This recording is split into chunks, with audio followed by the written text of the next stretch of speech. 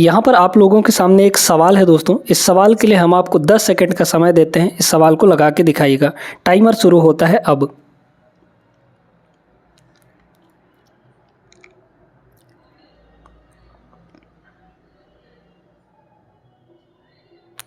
तो उम्मीद करते हैं कि आप सभी ने 10 सेकंड के अंदर इस सवाल को लगा लिया है।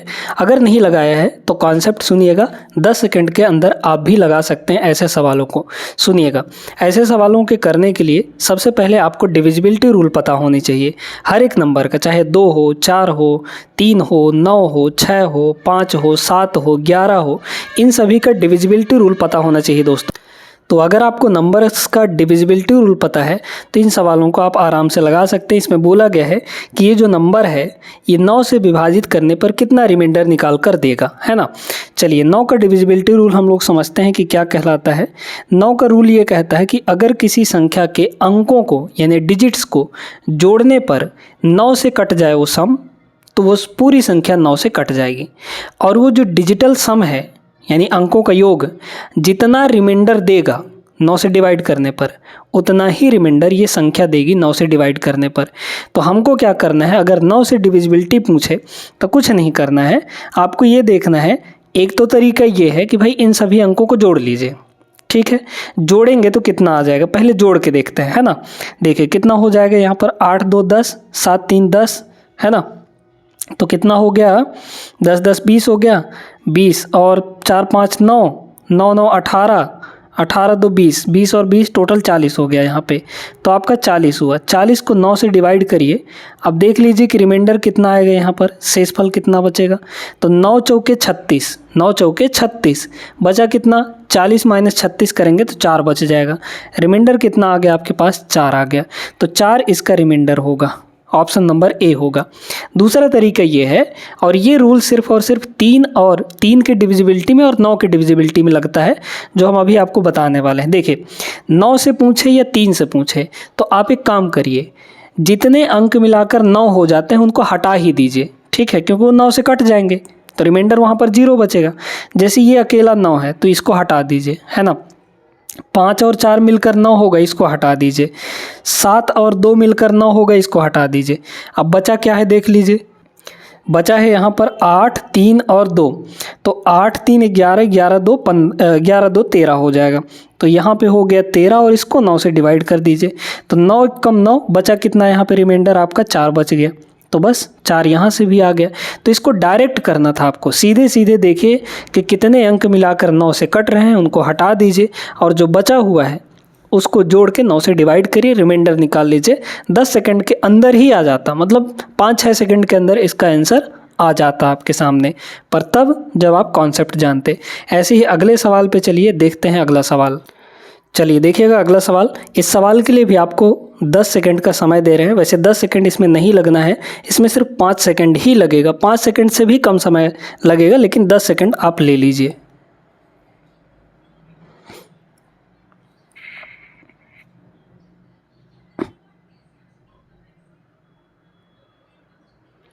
तो दोस्तों 10 सेकंड पूरा हुआ। आप लोग अगर लगा लिए हैं तो इसका आंसर कमेंट कर दीजिएगा। अगर नहीं लगाए हैं तो सीखिए कैसे करना है। किसी संख्या को 55 से भाग देने पर शेषफल 28 प्राप्त होता है। उसी संख्या को 11 से भाग देने पर शेषफल कितना बचेगा। अगर हम कहें कि इसका आंसर डायरेक्टली कितना आएगा, 6 के बराबर आ जाएगा। 6 कैसे आए सुनिएगा, ठीक है। यहाँ पर क्या बोला है, किसी संख्या को 55 से भाग दिया गया। हमारे पास एक संख्या n है, इस संख्या को कह रहा है 55 से भाग देना है, 55 से भाग देना है। तो जब 55 से भाग दिया गया तो रिमाइंडर कितना बचा आपका, 28 के बराबर बचा। फिर कह रहा है इसी संख्या को किससे भाग दिया जा रहा है, 11 से भाग दें, है ना। संख्या हमारी वही है, n ही है। अब इसको 11 से विभाजित करें तो रिमाइंडर कितना बचेगा। तो क्या इसमें कुछ करने की ज़रूरत है, ऐसे तरीके हम कई बार आपको बता चुके हैं। क्या करना होता है, यहाँ पर जो पिछला रिमाइंडर है ना उसी को भाग कर दीजिए, उसी को डिवाइड कर दीजिए। तो क्या हो जाएगा, 28 को ही डिवाइड कर दीजिए किससे, यहाँ पर 11 से डिवाइड करने के लिए बोला है तो 11 से डिवाइड कर दीजिए। तो 11 दूना 22, रिमाइंडर कितना बच जाएगा यहाँ पे 11 दूना 22 यानी 28 माइनस 22 करेंगे तो 6 आ जाएगा। 6 इसका रिमाइंडर होगा। कितना आसान सा सवाल था, कुछ नहीं देखना था। बोला है इसमें शेषफल पुराना वाला देख लीजिए 28 है, 28 को 11 से डिवाइड कर दीजिए, 11 दूना 22 बचा 6 रिमाइंडर हो जाएगा। टिक करके आगे बढ़ जाइए। कितना आसान कॉन्सेप्ट है, उम्मीद करते हैं समझ आ गया होगा। ये सवाल रिमाइंडर थ्योरम का है दोस्तों। इस सवाल में 2 सेकंड से ज़्यादा का समय नहीं लग सकता। लिटरली 2 सेकंड का सवाल है ये, है ना। और ये सीजीएल में पूछा हुआ सवाल है, छोटा मोटा नहीं, सीजीएल में पूछा हुआ सवाल है। 2 सेकंड का समय लगेगा, लेकिन हम आपको 10 सेकंड का समय दे रहे हैं। इसको लगा के इसका आंसर कॉमेंट करिए।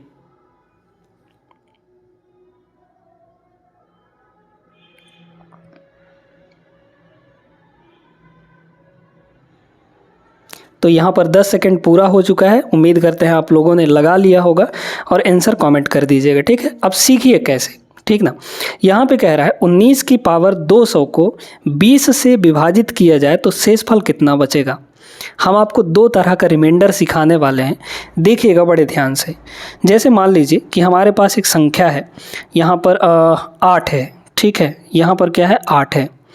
इस 8 को दोस्तों हम लोग 2 से डिवाइड करते हैं। चलिए 2 से डिवाइड करते हैं तो 2 से कितनी बार पहाड़ा जाएगा, 2 3 6 है ना। 2 चलिए 3 से डिवाइड कर देते हैं, 3 से डिवाइड करते हैं, है ना। 2 से नहीं 3 से डिवाइड करते हैं।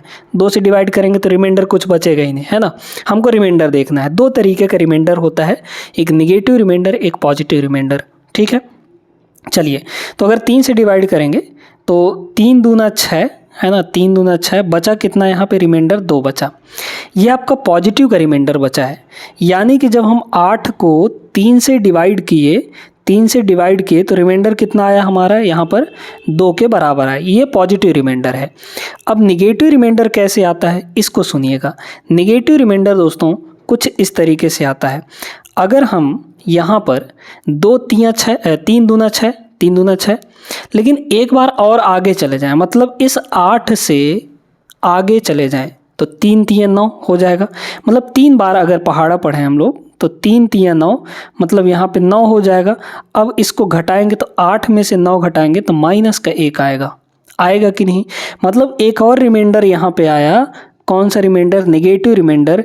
निगेटिव रिमाइंडर -1 आया, ठीक है। तो रिमाइंडर 2 तरीके का होता है। अब 2 तरीके का रिमाइंडर आप लोग समझ गए ना। इस दूसरे तरीके के रिमाइंडर से ये सवाल बहुत आसानी से बन जाएगा। इसमें है क्या, 19 की पावर 200 को 20 से विभाजित किया जाए तो शेषफल कितना बचेगा। सुनते जाइएगा। यहाँ पर हमारे पास है जो नंबर वो दिया कितना है, यहाँ पर 19 की पावर कितना है 200 है, ठीक है। डिवाइड में कितना है यहाँ पर 20। अब एक काम करिए, यहाँ पर 19 को 20, मतलब बेस जो है हमारा 19 को 20 से विभाजित करिए, 20 से डिवाइड करिए। तो वैसे अगर देखा जाए तो पॉजिटिव रिमाइंडर तो 19 ही आएगा, क्योंकि 19 जो है 20 से भाग जाएगा नहीं, छोटा है वो 20 से, तो रिमाइंडर 19 ही आएगा। लेकिन अगर हम नेगेटिव रिमाइंडर ले जाएं तो कितना होगा, 20 एकम 20, आगे चले गए, कितना आगे चले गए, 1 आगे चले गए हैं। तो यहाँ पर रिमाइंडर हमारा कितना आया, -1 आया दोस्तों, -1 आया। नेगेटिव रिमाइंडर लेना है, -1 आया। और इसका पावर है कितना, 200 है। अभी इस 20 को रखे रहिए, इस 20 को रखे रहिए, बस देखिए कितना आ जाएगा। अब नेगेटिव मतलब माइनस वैल्यू का पावर अगर कोई इवन नंबर होता है तो पॉजिटिव बन जाता है, होता है कि नहीं। मतलब माइनस की पावर 200, ये चूँकि इवन नंबर है तो प्लस बन जाएगा। और 1 का पावर 200 यानी कि 1 ही आएगा। 1 का पावर कुछ छो करिए, 1 ही आता है, मतलब ये प्लस का 1 आया। और डिवाइड में यहाँ पर है कितना, 20 है। अब 1 को 20 से डिवाइड करेंगे तो पॉजिटिव रिमाइंडर कितना आएगा, 1 ही ना आएगा, 1 ही आएगा। तो इसका जो ओवरऑल रिमाइंडर हमारा बन गया वो कितना आ गया, यहाँ पर रिमाइंडर हमारा आ गया 1 के बराबर, ठीक है। तो ऑप्शन नंबर सी इसका करेक्ट आंसर होगा। अब आप लोग थोड़ा सा दिमाग में ये भी आ रहा होगा आपके कि भाई यहाँ पे अगर माइनस आ जाता तो क्या होता, अगर यहाँ पे मान लीजिए ऑड नंबर होता तो क्या होता। जैसे फॉर एग्जांपल हमारे पास ये हो जाता 315 हो जाता है ना, 315 डिवाइड बाई यहाँ पर 20 हो जाता। चलिए अब इसमें रिमाइंडर निकालना है तो 315, ये तो ऑड नंबर हो गया। मतलब जब हम इसको डिवाइड करेंगे तो -1 तो आएगा, -1 तो आएगा, लेकिन यहाँ पे पावर में 315 है, डिवाइड बाई यहाँ पर 20। अब -1, अब नेगेटिव का पावर ऑड है तो नेगेटिव का पावर ऑड नेगेटिव ही देता है, तो ये हो गया नेगेटिव। और 1 का पावर 315 1 ही होगा, डिवाइड बाई यहाँ पर 20 हो जाएगा। अब आप कहेंगे कि भैया लो फंस गए, यहाँ पर -1 आ गया, नेगेटिव रिमाइंडर आ गया। अब नेगेटिव रिमाइंडर तो एक्चुअली में होता नहीं, एग्जिस्टेंस में नहीं होता है ना, लेकिन हम अपने सवालों को सॉल्व करने के लिए लेते हैं उसको। तो अब पॉजिटिव कैसे निकालें इसमें से हम पॉजिटिव कैसे निकालें? इसका रिमाइंडर 1 आया, ठीक है, इसका कितना है 1 आया। अब इसमें से पॉजिटिव कैसे निकालें? तो पॉजिटिव रिमाइंडर निकालने के लिए हम लोग कुछ नहीं करते, इसमें से इसको घटा दीजिए, तो 20 - 1 करेंगे तो कितना हो जाएगा 19 हो जाएगा। मतलब इसको जब हम डिवाइड करेंगे तो एक्चुअली में इसका 19 रिमाइंडर आएगा। समझ पा रहे हैं इस चीज़ को? उम्मीद करते हैं सारी चीज़ें आप लोग समझ गए होंगे। अगले सवाल पे चलिएगा। अब ये सवाल भी रिमाइंडर वाला ही है, आप चाहें तो इसको लगा सकते हैं। हम आपके लिए 10 सेकंड का टाइमर यहाँ पे सेट करने जा रहे हैं, ठीक है, लगाइए जल्दी से।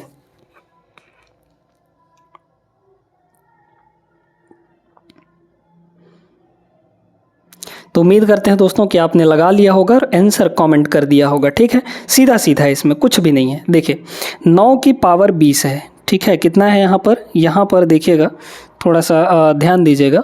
9 की पावर कितना है यहाँ पर 20 है ना।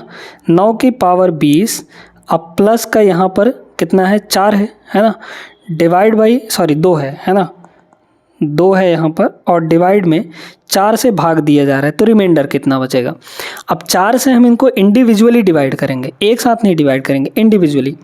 बताइए 9 को 4 से डिवाइड करेंगे तो 4 दूना 8, 4 दूना 8 बचा 1, तो रिमाइंडर कितना आ गया 1 आ गया। पावर में कितना है यहाँ पर 20 है, फिर यहाँ पर देखते जाइए प्लस, ठीक है।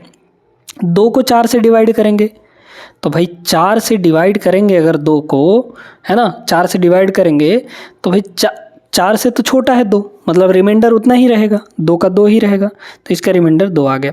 डिवाइड में यहाँ पर कितना है 4 है, अभी 4 को रखे रहिएगा, है ना, जब तक आपका अंतिम ना आ जाए तब तक 4 को रखे रहना, जो नीचे रहता है उसको रखे रहना।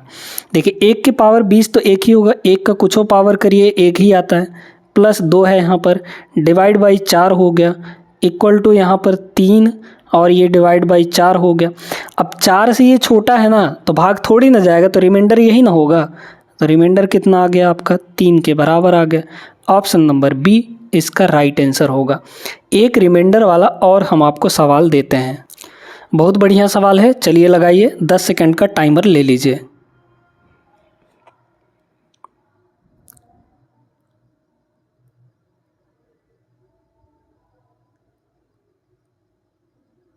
चलिए उम्मीद करते हैं लगा लिया होगा आपने। देखिएगा यहाँ पे 77 की पावर 77 है, ये आपका CGL का सवाल है दोस्तों, इसी साल के पेपर में पूछा गया था 2024 में। 77 की पावर 77 प्लस 77 और डिवाइड में आपका 78 है ना, 78 से विभाजित करना है। बताइए 77 को 78 से विभाजित करेंगे तो पॉजिटिव रिमाइंडर तो 77 आएगा, लेकिन नेगेटिव में अगर चले जाएँ तो है पॉसिबिलिटी बन सकती है भाई 78 एकम 78, 77 से एक ज़्यादा चले गए, है ना, तो 77 को 78 से डिवाइड करेंगे तो रिमाइंडर कितना आएगा -1 आ जाएगा, तो यहाँ पे हो गया -1। पावर में है कितना, यहाँ पर 77 है, ठीक है, प्लस इसको देखें, अब यहाँ पे 77 को 78 से डिवाइड करेंगे तो इसको नेगेटिव में मत लीजिए, इसको पॉजिटिव ही रहने दीजिए, कोई दिक्कत नहीं है ना भाई। ये बताइए कि 78 से ये छोटा ना है, तो इसका रिमाइंडर तो वही रहेगा, ठीक है, 77 ही रहेगा। डिवाइड में आपका 78 हो गया। अब -1 का पावर 77 है, मतलब नेगेटिव का पावर ऑड है, ऑड नंबर होता है तो माइनस ही आता है, -1 का पावर 77 1 ही आएगा, प्लस यहाँ पे 77 हो गया, डिवाइड में आपका 78 हो गया, 77 - 1 ये कितना आ जाएगा 76 आ जाएगा, 76/78 कितना आएगा रिमाइंडर आ गया यहाँ पे 76 के बराबर, ठीक है, क्योंकि 78 से ये छोटा है तो यही रिमाइंडर बनेगा, यानी 76 इसका सही आंसर ऑप्शन नंबर ए होगा। समझ में आ गया ना, इस टाइप के सवाल अब आपसे बन जाने चाहिए। अगला सवाल देखिएगा, बहुत शानदार सवाल है, अब इसको लगाने का तरीका ज़रूर सीखिएगा, ठीक है। एक संख्या r को 8 से विभाजित करने पर शेषफल 3 बचता है, ठीक है। चलिए, जब are square plus 6r plus 7 को 8 से विभाजित किया जाए तो शेषफल कितना बचेगा। आप इसको समझिए दोस्तों कि आप इसको नॉर्मली ऐसे लगा सकते हैं कि भाई एक संख्या r ऐसा मानिए जिसको 8 से काटे तो 3 बचे, तो 8 से 3 ज़्यादा ले लीजिए यानी 11 ले लीजिए, है ना। तो संख्या हमारी r कितनी हो गई, 11 हो गई, क्योंकि भाई 11 को 8 से डिवाइड करेंगे तो 8 एक कम 8, 3 बच जाएगा।